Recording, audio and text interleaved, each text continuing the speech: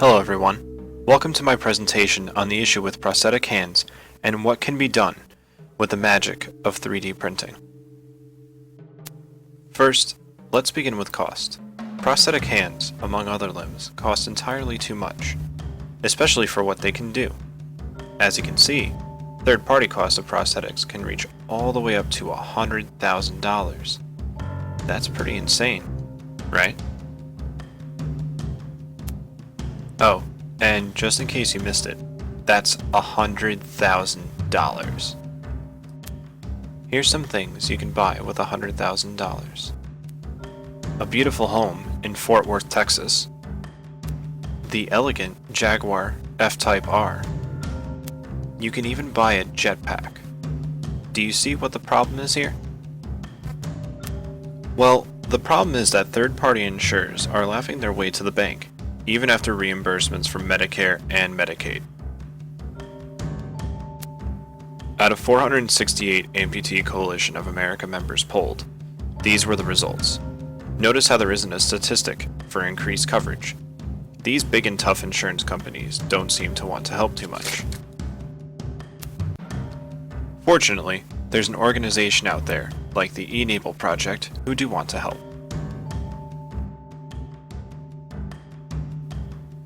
How much does a 3D printed hand cost, you ask?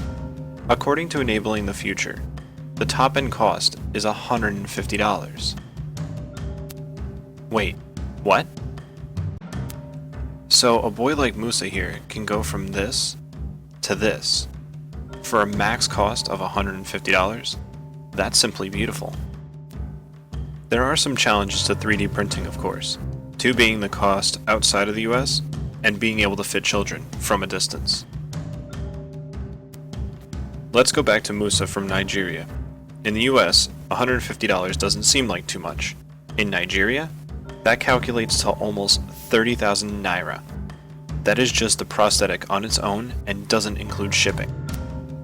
Even with accessibility to 3D printers in Africa, it still is a challenge because if the printer needs repairs, it is still very costly and the printer ends up in a scrap heap. But hey, we have progress, and that's what matters the most. Another challenge, especially with children, is fitting devices from a distance. This directly impacts children because of how quickly they will grow out of prosthetics. Fortunately, Jorge Zuniga and others experimented with CAD software and found little to no differences with measurements from afar. So it seems like even with the obstacles faced by 3D printing, it looks like there are relatively simple ways to overcome them, especially with the help of the Enable project.